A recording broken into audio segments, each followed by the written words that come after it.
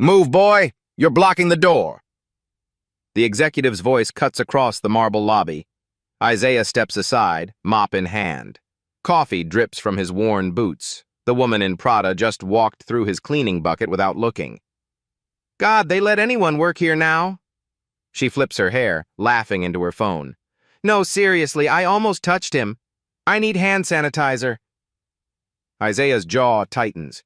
He bends down, wringing out his mop.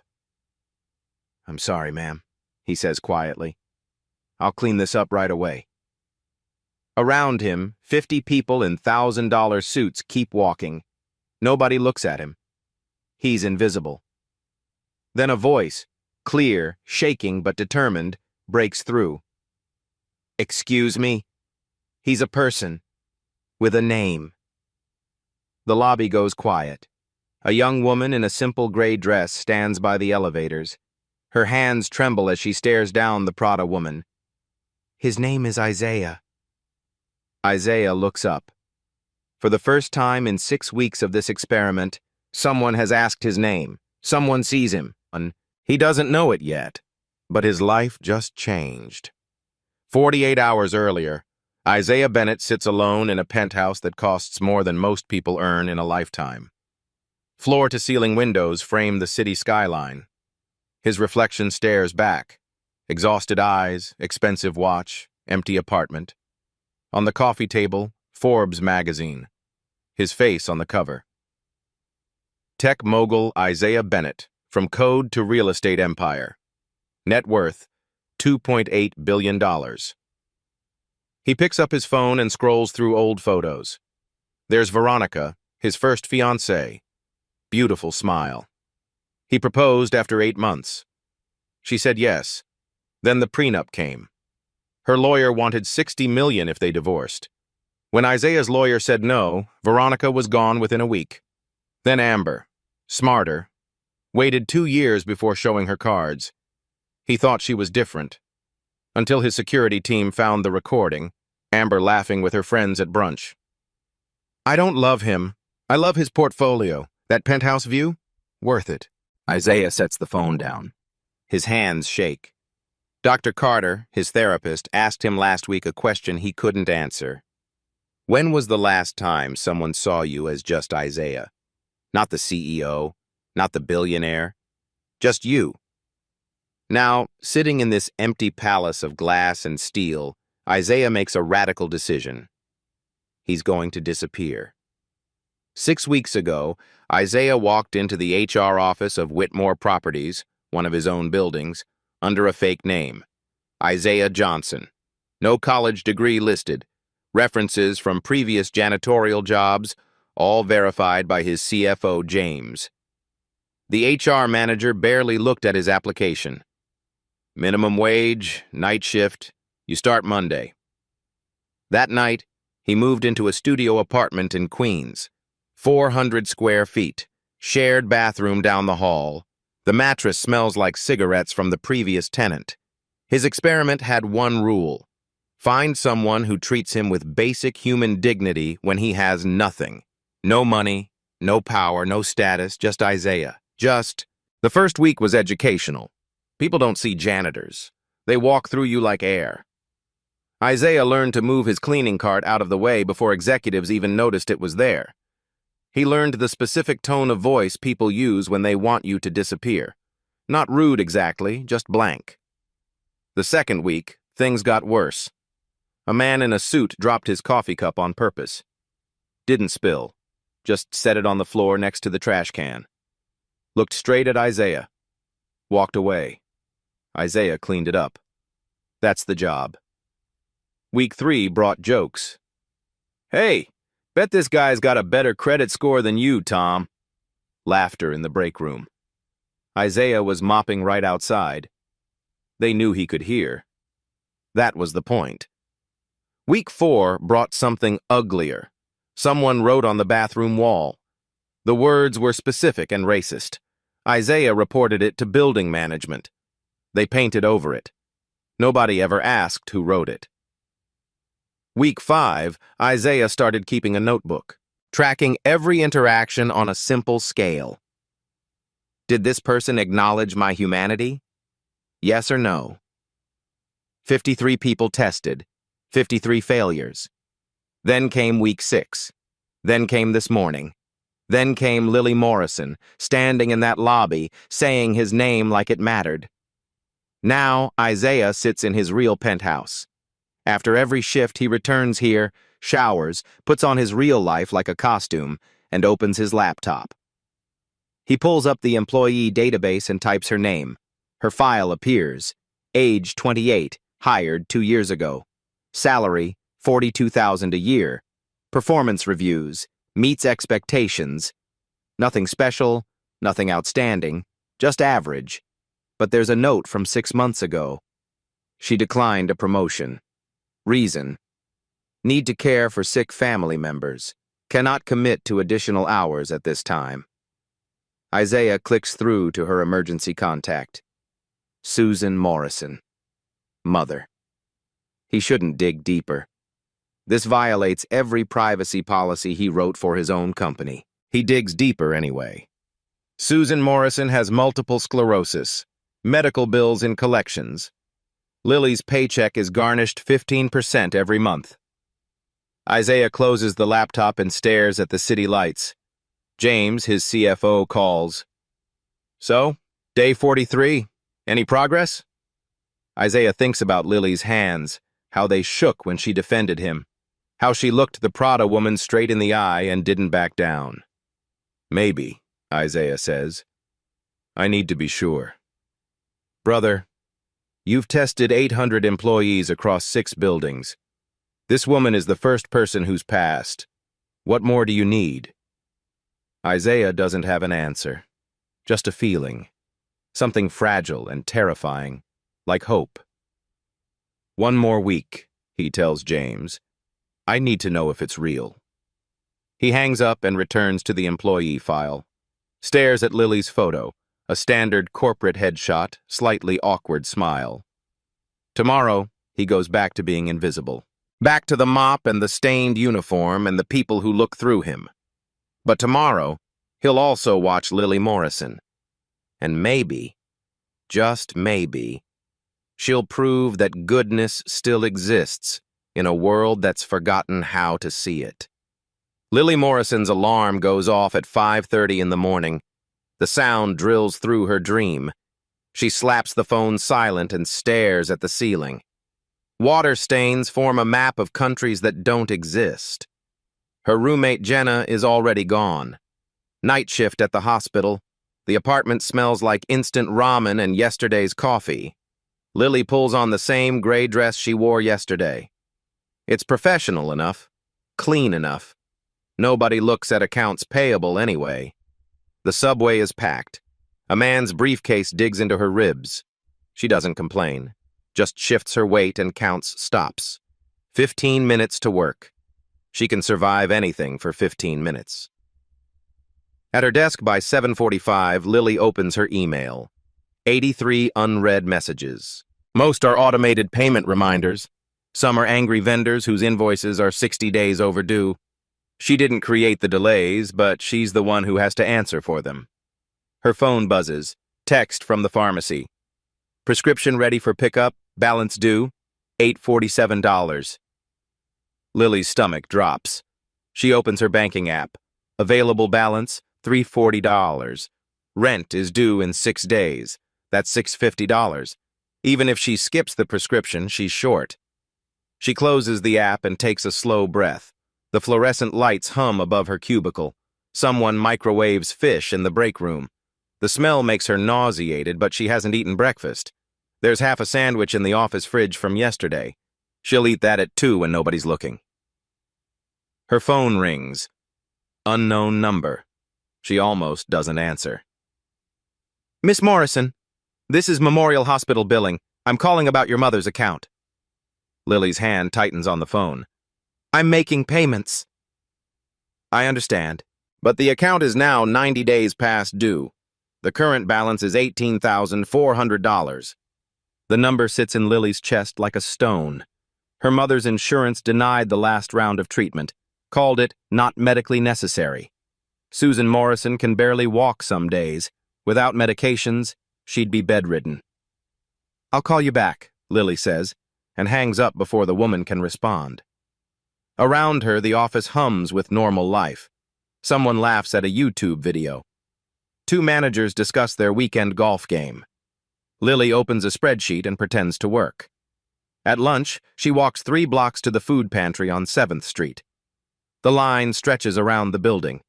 Lily stands behind an elderly man who smells like wet cardboard and in front of a young mother with 2 kids. Nobody makes eye contact. That's the unspoken rule. When Lily reaches the front, the volunteer hands her a box. Canned soup, rice, pasta, peanut butter, bread that expires tomorrow. "Thank you," Lily whispers. She carries the box back to the office. Her arms ache. The cardboard is damp and threatens to split. She takes the service elevator so nobody sees her. In the basement storage room, she hides the box behind cleaning supplies. She'll take it home tonight after everyone leaves. Her phone buzzes. This time it's her sister Kendra, 16 years old, bright, so bright it hurts. "Lily, did you see? I got accepted!" Lily's throat tightens. The letter came last week. State University, full academic scholarship. Kendra's dream. "I saw, honey. I'm so proud of you." But the scholarship doesn't cover housing. They say I need $4,000 for the dorm and books and... "We'll figure it out," Lily says. She has no idea how. "You're going to college. I promise." After they hang up, Lily sits in the storage room for 10 minutes. The concrete floor is cold through her thin dress. Somewhere above her, the building continues.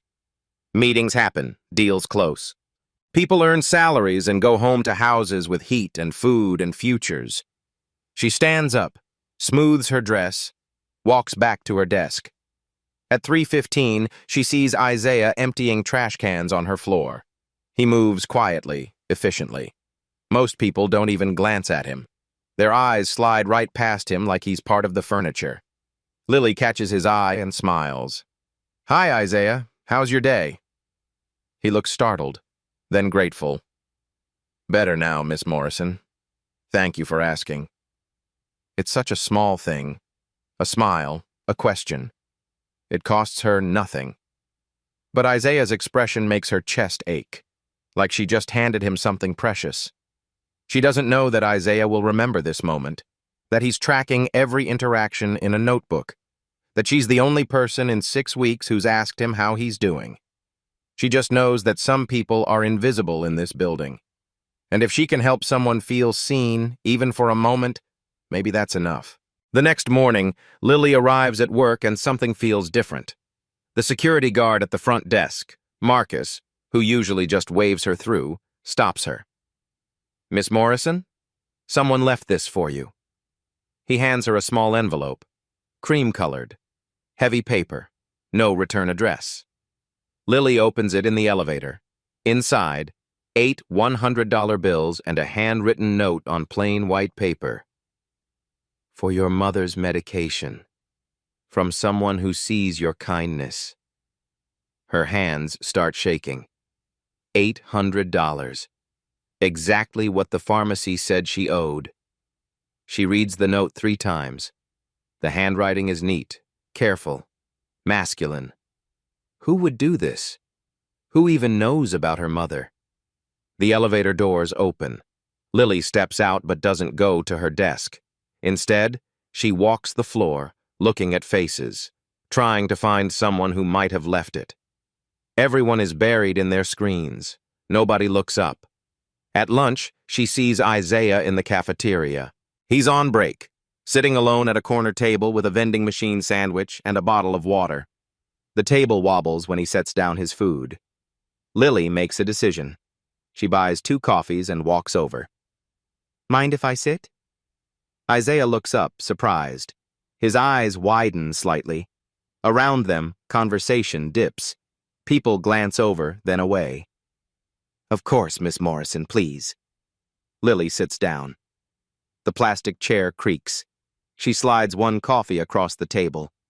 "I got you this. Thought you might need it." Isaiah stares at the coffee like she just handed him gold. You didn't have to. I wanted to. Lily wraps her hands around her own cup.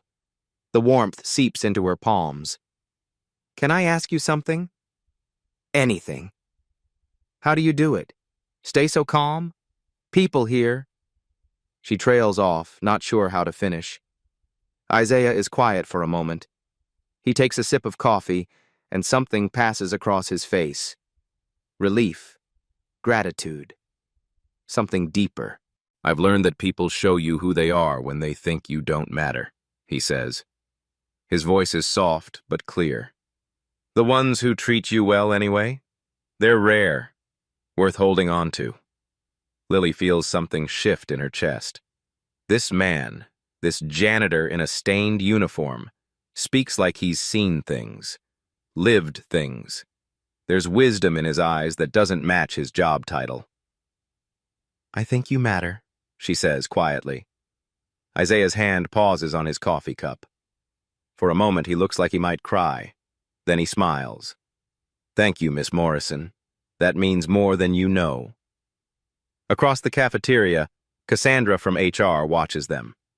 She leans over to her lunch companion and whispers something. They both laugh. Lily catches the tail end. Slumming it with the help. Lily's face burns, but she doesn't move, doesn't leave. She stays right where she is and asks Isaiah about his day. They talk for 20 minutes. He tells her about growing up in Chicago, about his grandmother who raised him, about learning early that hard work matters, but kindness matters more. Lily tells him about Kendra, about her mother's MS, about trying to keep everything together with duct tape and hope. When Isaiah's break ends, he stands and picks up his trash. Miss Morrison, thank you for the coffee and for... He gestures vaguely at the table, the conversation, the simple act of sitting with him. For seeing me. After he leaves, Lily sits alone for a few minutes. The coffee has gone lukewarm. Around her, the cafeteria buzzes with 100 conversations. But all she can think about is Isaiah's eyes, the way they lit up when she sat down, like she'd given him something priceless. She doesn't know that in his notebook tonight, Isaiah will write, Day 44. Lily Morrison sat with me at lunch, bought me coffee, talked to me like an equal. Real? Yes. I think she's the one. And she just knows that for the first time in months, sitting in that wobbling chair in that crowded cafeteria, she didn't feel quite so alone. 3 days later, the cafeteria is packed. Lunch rush. The smell of reheated pizza and burnt coffee fills the air. Lily sits with Jenna near the windows, picking at a salad she brought from home. Across the room, Isaiah wipes down tables. His movements are methodical, practiced. He's invisible again. People set down their trays and walk away, leaving spills and crumbs for him to handle. Then Derek Morrison walks in, Vice President of Marketing, 38 years old, $500 haircut, a watch that costs more than Isaiah's yearly salary as a janitor. Derek is loud. He's always loud. Right now he's complaining about the valet service to his 2 companions. I'm serious. They scratched my Tesla. A Tesla. Do you know what that costs to fix? His friends laugh on cue. They grab their food and sit at the center table. The best table. Everyone knows it's Derek's table. Isaiah is cleaning 2 tables away. Quiet. Efficient. Derek notices him and something shifts in his expression. A smirk. Like he just thought of something hilarious. Hey, boy! The cafeteria doesn't go completely silent, but it gets quieter. Conversations dip. People glance over. Isaiah straightens up. Turns. Yes, sir? Yeah, you.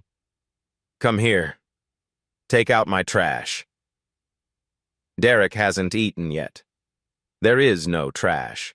His tray sits in front of him, untouched food still wrapped. Isaiah doesn't move for a second. Then he starts walking over. Lily's hand freezes on her fork. Jenna whispers, "What is he doing?" Derek pushes his chair back, sprawling, taking up space. He points at the trash can 15 feet away. Actually, you know what? Take the whole can out. It's probably full. That's what we pay you for, right? One of his friends snickers. Dude, the can's not even full. Derek grins. Don't care. Boy, I gave you an order. The word hangs in the air. Boy, not man, not sir, not even excuse me. Boy. Lily's face goes hot. She looks around the cafeteria. 50 people. 50 people watching this happen. Nobody says anything. Isaiah reaches for the trash can. His jaw is tight. His hands are steady. And Lily stands up. Her chair scrapes loud against the tile. Jenna grabs her arm. Lily, don't... But Lily is already walking. Her heart hammers against her ribs. Her hands shake, but she keeps them at her sides. She stops at Derek's table, looks him straight in the eye. His name is Isaiah. Derek looks up, confused at first, then amused. Excuse me? His name is Isaiah, not a boy. Isaiah. The cafeteria is quiet now. Actually quiet. Phones are recording. Lily can see 3 people with their cameras out. Derek leans back in his chair, crosses his arms.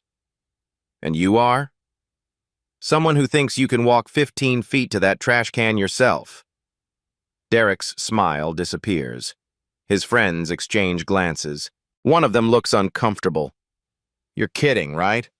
Derek's voice drops, gets dangerous. You're seriously defending the janitor right now? I'm defending basic human decency. You know who I am? Derek stands up. He's tall, uses it, looms. I'm a VP. You know what you are? Your accounts are payable. You're nobody. Lily's voice shakes, but she doesn't back down. Then I'm nobody who thinks you should say please when you ask someone to do something. Derek laughs. Actually, I laugh. Oh my God, this is insane. You want to get fired for defending the help? I want to work somewhere that treats all employees like human beings. If that gets me fired, so be it. For a long moment, nobody moves. Derek stares at Lily. Lily stares back. Her knees feel weak, but she doesn't sit down. Isaiah stands there, hands still on the trash can, frozen. Then Derek picks up his tray, walks to the trash can himself, dumps it. The crash of dishes echoes. He walks past Lily without looking at her, but as he passes, he says quietly, "You just made a big mistake." His friends follow. The cafeteria erupts in whispers. Lily's legs finally give out. She sits down hard. Jenna grabs her hand. Are you insane? That was Derek Morrison. He can actually get you fired. Lily's hands won't stop shaking. I don't care. But she does care. She cares a lot. She just spent the last 2 minutes putting her job on the line for a man she barely knows. Across the cafeteria, Isaiah is still standing there. When he finally looks at Lily, there are tears in his eyes. He mouths 2 words. Thank you. Lily nods. Can't speak. Just nods. That night, Isaiah sits in his penthouse and watches the video. Someone posted it on the company's internal social media. Woman stands up to VP for janitor. 400 views already. The comments are split. Half call Lily brave, half call her stupid. James calls. Did you see it? I saw it. She defended you in front of everyone, put her whole job at risk. Isaiah rewinds the video, watches Lily's hands shake, watches her stand there anyway. She's real, James. This isn't an act. She's actually real. So what now? Isaiah closes his laptop, stares out at the city lights. Somewhere down there, Lily is probably terrified, probably wondering if she'll have a job tomorrow. She defended him and might lose everything. He can't let that happen. James, I need you to do something. Anonymous. Untraceable. I'm listening. Her sister, Kendra Morrison. She got into a state university. Full academic scholarship, but no housing. I need you to set up a grant. $4,000 for housing. Another $2,000 for books and expenses. Call it the... He thinks. The Susan Morrison Memorial Education Fund. Her mom's not dead. I know, but it sounds better. Make it look like a legitimate nonprofit. Kendra applies. Kendra gets it. No connection to me. James is quiet for a moment. You're falling for her. She stood up for me when she had nothing to gain and everything to lose. Yeah, James, I'm falling for her. After they hang up, Isaiah sits in the dark. Tomorrow he goes back to being the janitor, back to being invisible. But now he knows something for certain. Lily Morrison doesn't just see him. She's willing to fight for him. And that changes everything. In her apartment, Lily lies awake. Her phone keeps buzzing. Messages from coworkers. Some are supportive. Some warn her to watch her back. Derek Morrison doesn't forget. She should be scared. She is scared. But when she closes her eyes, all she sees is Isaiah's face. The gratitude. The quiet dignity. The way he thanked her like she'd given him the world. She'd do it again, even knowing what it might cost. She'd do it again. 2 weeks have passed. Lily still has her job. Derek hasn't said a word to her, hasn't even looked at her. But she feels his presence everywhere. The way conversations stop when she enters the break room. The way her supervisor suddenly schedules check-ins about her performance. But something else happens too. Something unexpected. People start talking to Isaiah. Not many, just a few. Rosa from night cleaning sits with him during breaks. Marcus, the security guard, asks about his weekend. Small things. Tiny cracks in the wall of invisibility. And Isaiah and Lily start having coffee together. Not every day. Just sometimes. In the cafeteria during lunch. Or in the lobby before her shift. They talk about books they've read. Places they want to visit. The weather. It's easy. Comfortable. One evening, Lily is leaving late. The lobby is empty except for Isaiah, mopping the marble floors. The building lights reflect off the wet surface like scattered stars. Working late again? Isaiah calls out. Lily smiles. Always. You? Every night.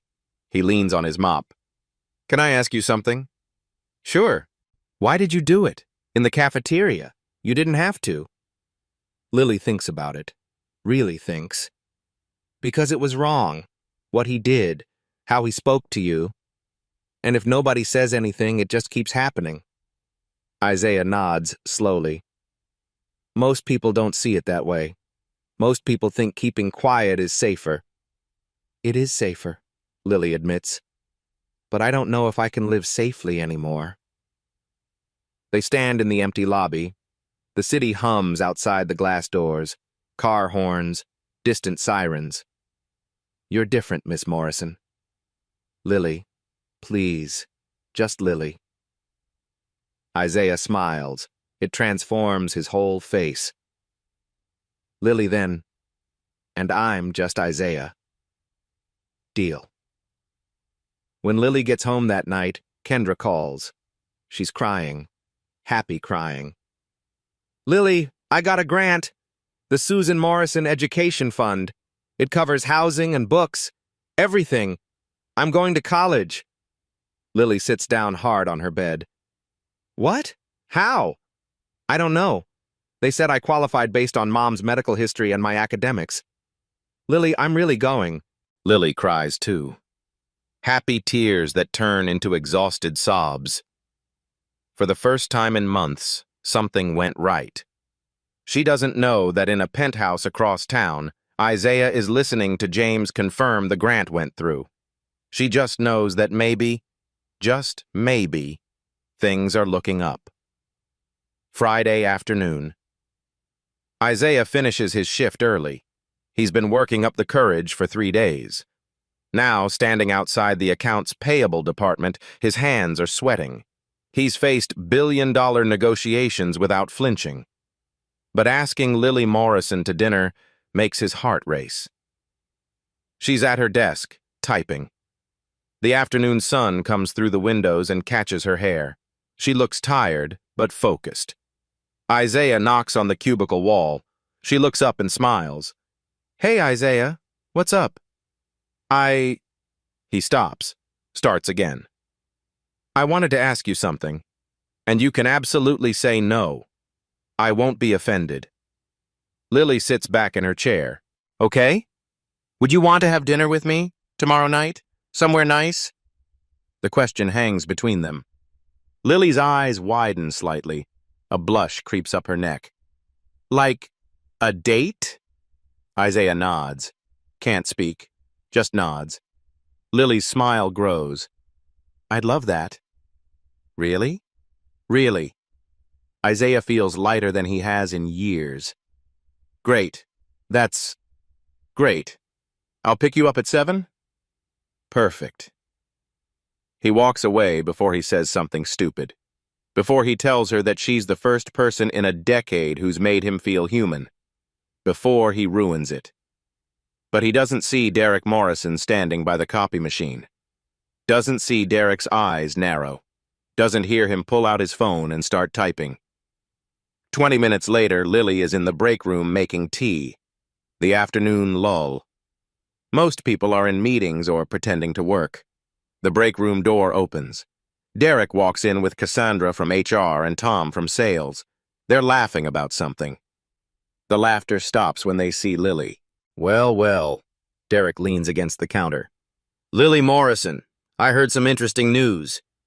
Lily's stomach tightens. She doesn't respond, just keeps stirring her tea. "You're going on a date. With the janitor."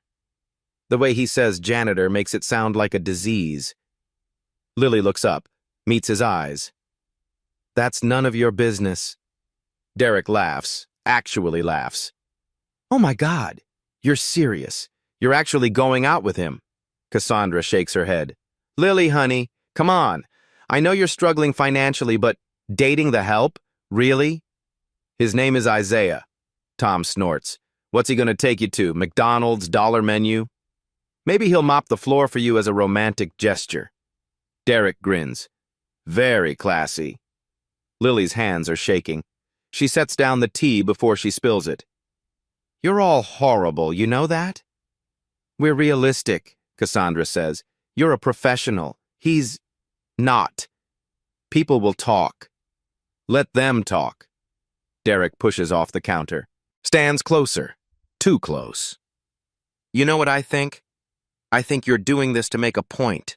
About the cafeteria thing, trying to prove something. I'm doing this because I like him." "You like him?"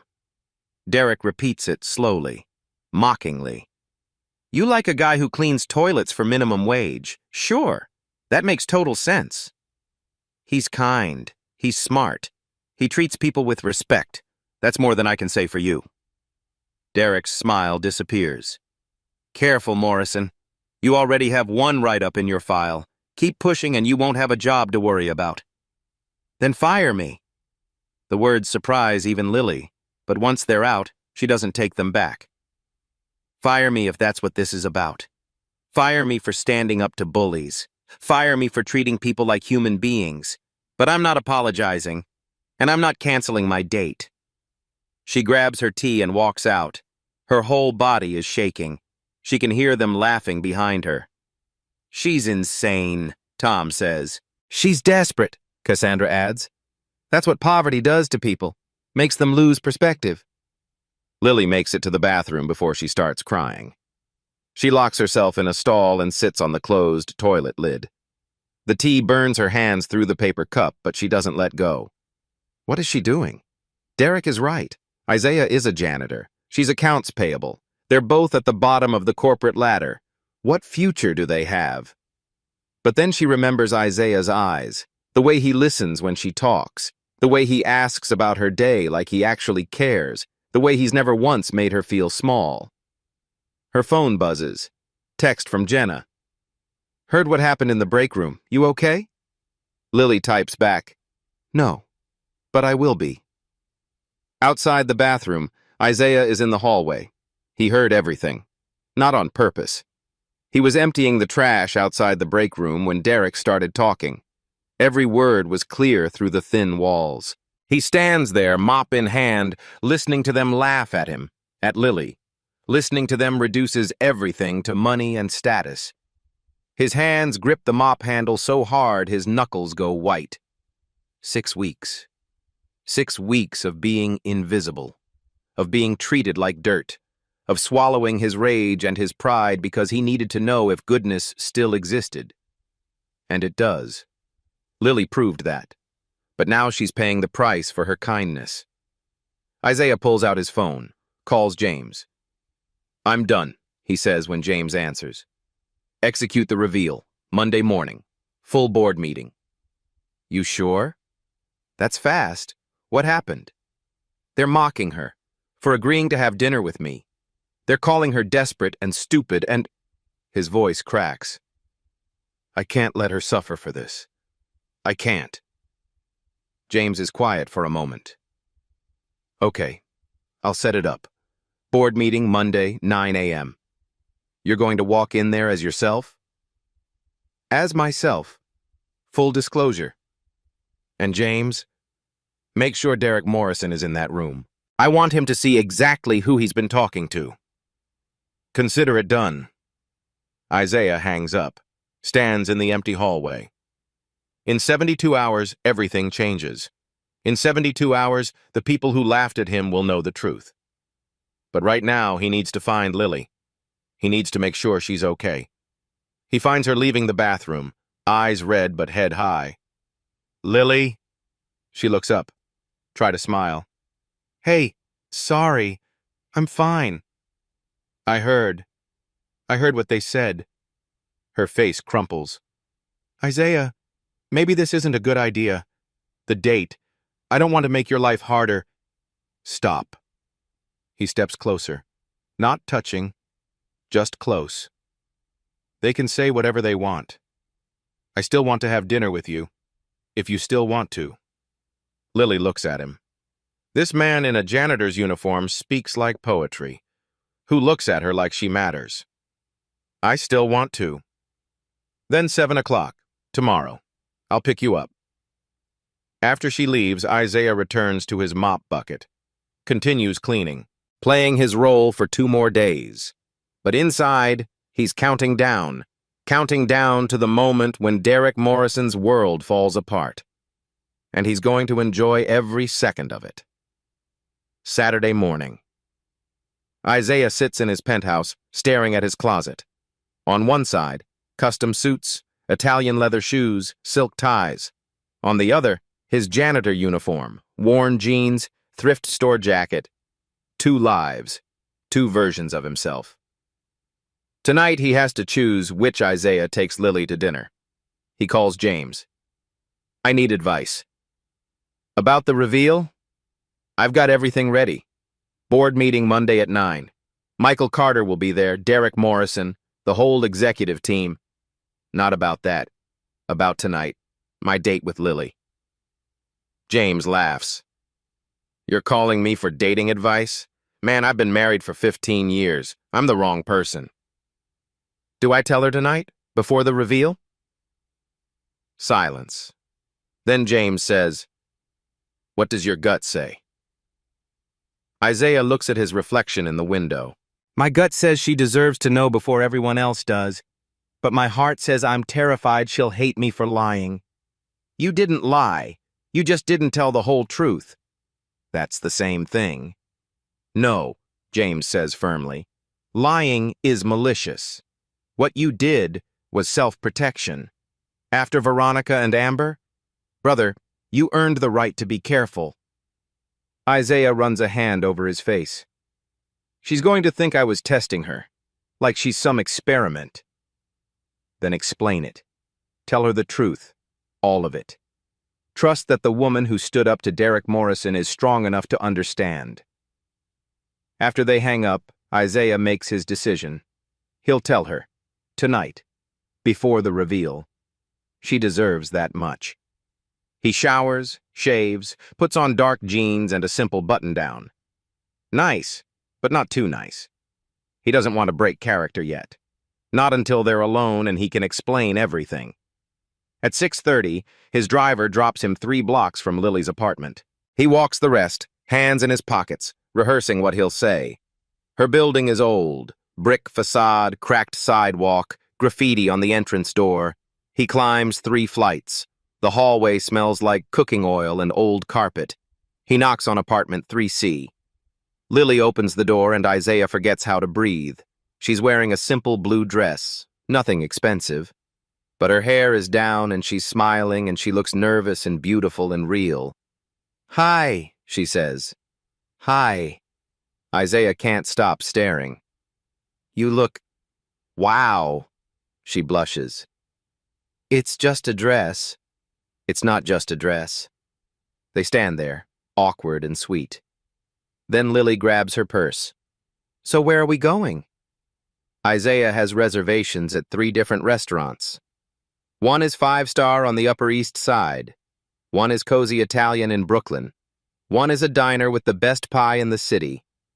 He can't take her to the 5-star place. Not yet. Not while he's still pretending.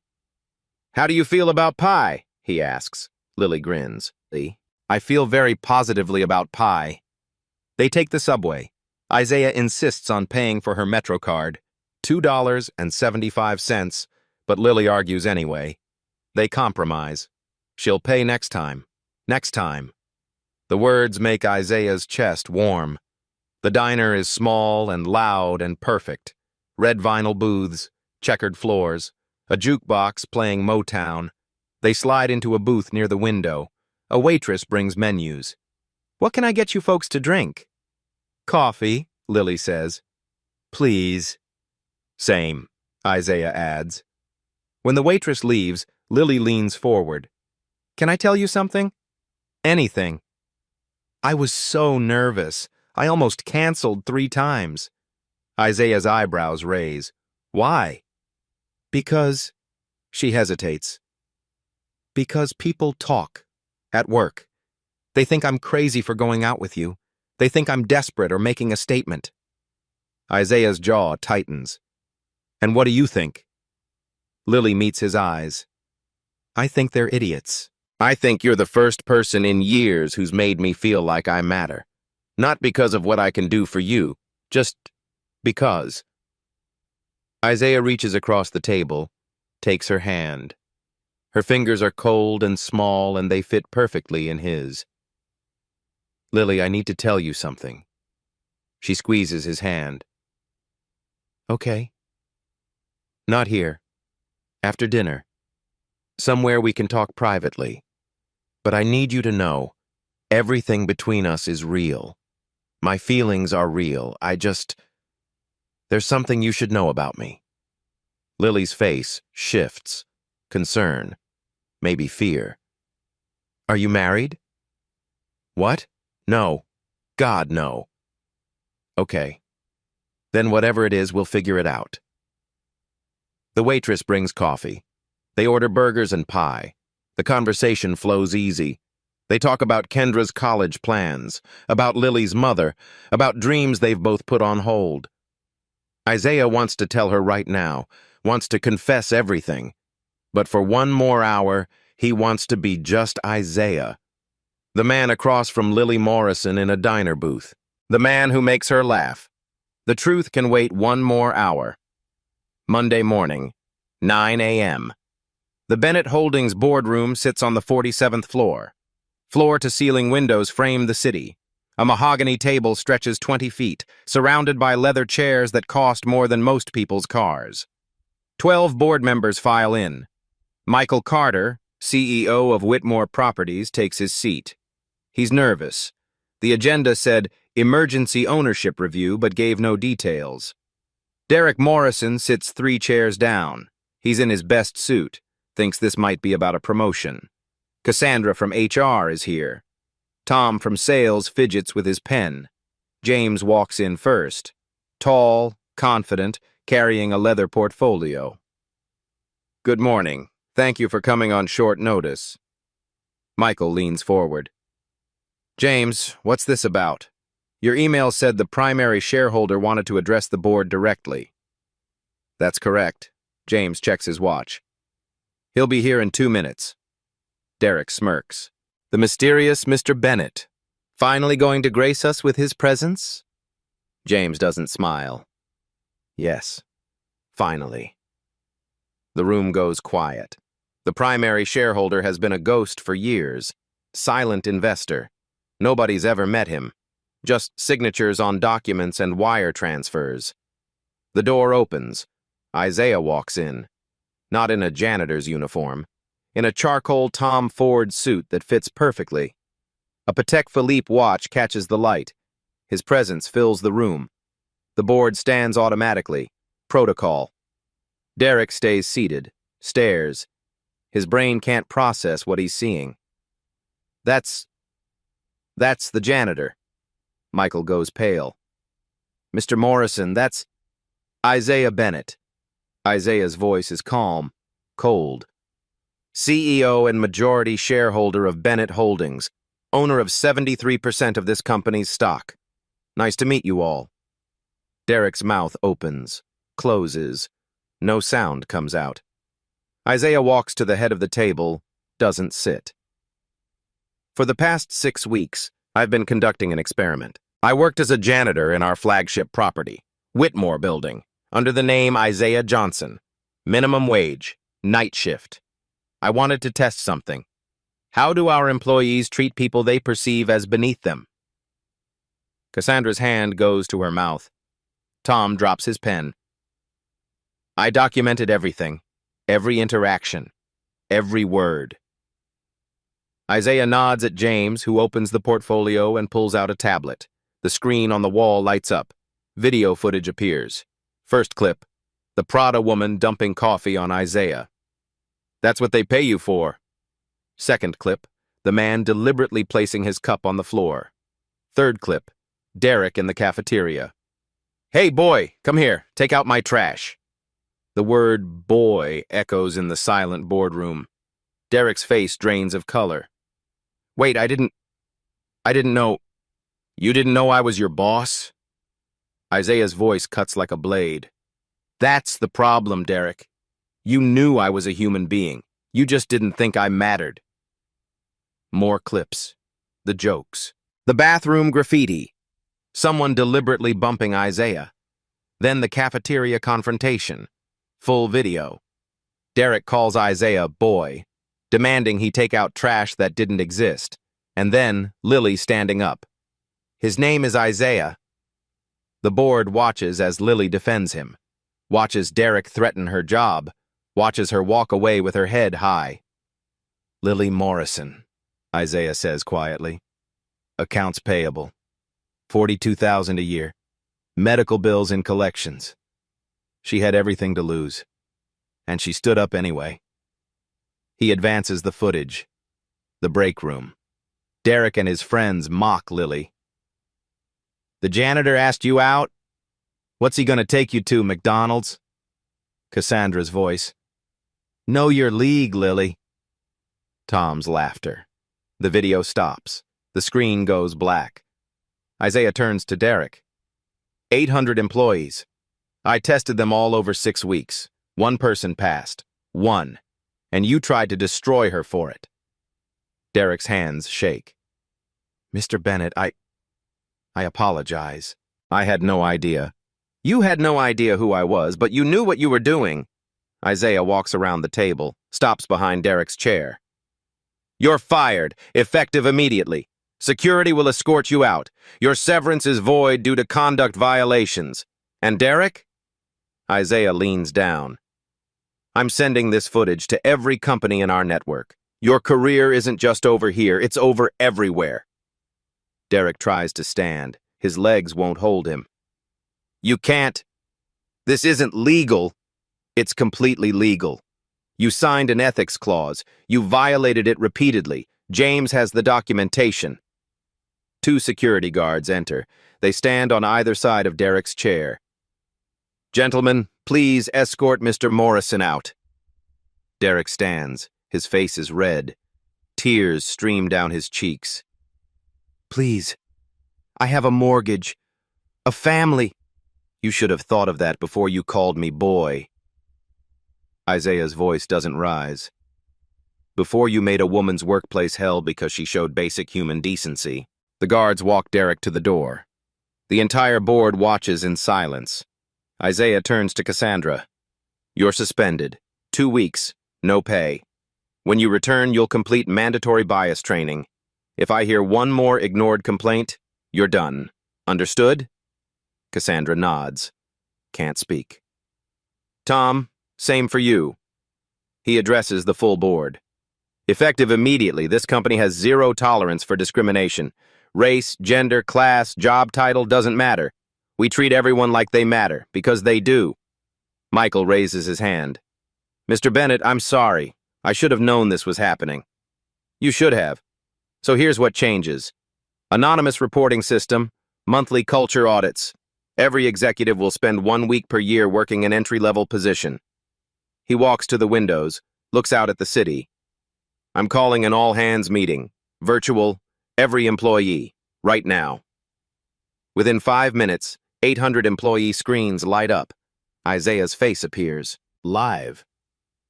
My name is Isaiah Bennett. Many of you don't know me. I own this company. For the past 6 weeks, I worked alongside you as a janitor. I did this to understand who we are when we think nobody important is watching. In her cubicle, Lily stares at her screen. Her hand covers her mouth. Tears stream down her face. I learned that most of us fail that test, but I also learned that goodness still exists.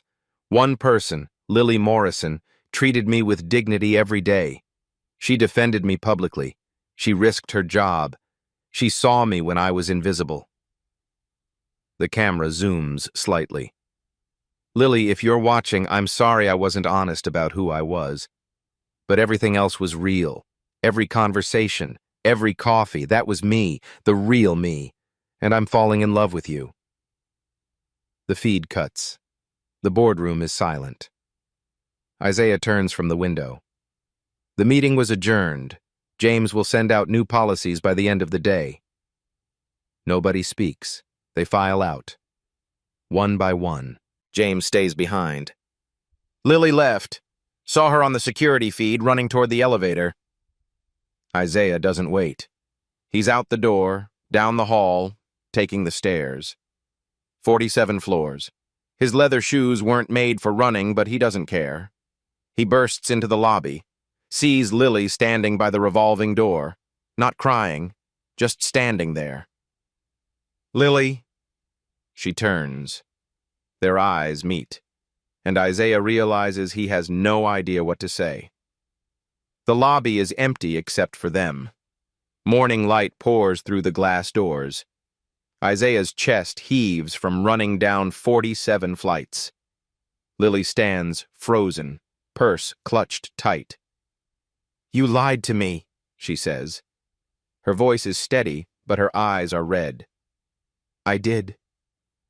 For 6 weeks. Every conversation, every coffee. You were lying. Isaiah takes a step closer. She doesn't move away.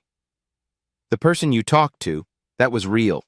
Isaiah the janitor, Isaiah the billionaire, they're both me. I just didn't tell you about the second part. Why? The word breaks. The word, why would you do this? Because I needed to know. Isaiah's voice cracks. I've been engaged twice, both times to women who loved my bank account, not me. I couldn't do it again. I couldn't spend my life wondering if someone saw me or just saw dollar signs. Lily's hands shake. So I was taking a test? Some experiment? No. You were proof that goodness still exists. Isaiah steps closer. 800 people, Lily. In 6 weeks. You were the only one who treated me like I mattered. The only one. I would have treated you the same if I'd known. I know. Isaiah's voice is barely a whisper. That's why I'm in love with you. Lily closes her eyes. Tears spill down her cheeks. I don't know if I can trust you. I know. And I'll spend however long it takes earning that trust back. Isaiah doesn't reach for her. Just stand there. But Lily, every word I said was true. Every feeling was real. The man in the janitor uniform and the man in this suit, same person. And that person is terrified of losing you. Lily opens her eyes. Look at him. Really looks. The expensive suit, the watch, the polished shoes. Then she looks at his face, his eyes, the same eyes that lit up when she brought him coffee. I fell in love with a janitor, she says quietly. I know. Not a billionaire. I know. So if I give you another chance, if I do, I need you to be that person, the one who listened, who made me feel seen. Can you do that? Isaiah's throat tightens. That's who I've always been. The money just got in the way. Lily wipes her eyes. Take a breath. Okay. Okay? Okay. We start over. No lies. No secrets. Just us. Isaiah smiles. Really smiles. Just us. She steps forward, puts her hand in his. Her fingers are still cold, still small, still perfect. Hi, she says. I'm Lily Morrison. I work in accounts payable. Isaiah squeezes her hand. Hi, I'm Isaiah Bennett, and I'm completely in love with you. Outside, the city moves. Cars honk. People rush. Life continues. But in this lobby, time stops. Two people who found each other in the most unlikely way stand hand in hand. Starting over. Starting fresh. Starting honest. 6 months later. Isaiah and Lily stand in the lobby of Whitmore Building, the same marble floors, the same revolving doors. But everything feels different now. They're here to meet the new janitor, Miguel, 22 years old, nervous. It's his first week. Lily walks up to him as he empties a trash can near the elevators. Hi, I'm Lily. What's your name? Miguel looks up, surprised. Miguel, ma'am. Nice to meet you, Miguel. You're doing great work. Isaiah extends his hand. I'm Isaiah. If you ever need anything, my door is always open. Miguel shakes his hand, confused but grateful. Thank you, sir. As they walk away, Lily slips her hand into Isaiah's. She's wearing a simple engagement ring now. Nothing flashy, just perfect. You think he knows? She whispers. That I used to do his job? Probably not, but maybe someday we'll tell him. They step through the revolving doors into the morning sunlight. Isaiah's company has changed. New policies, fair wages, respect woven into every interaction. It's not perfect, but it's better. Lily looks up at him. Ready for the board meeting? With you? Always. She's not just his fiancée now. She's director of employee relations. Earned the position through her work, not his name. The board respects her. The employees love her. As they walk toward the car, Isaiah thinks about that morning 6 months ago, when he was invisible, when one woman saw him anyway. True character shows when you think no one important is watching. But here's the secret. Everyone is important. The janitor, the CEO, everyone. Lily taught him that, and now, together, they're teaching it to the world. One person at a time. When was the last time you saw someone? Really saw them? Share this story if you believe kindness changes everything. Subscribe to Black Tales for more stories of love, justice, and second chances.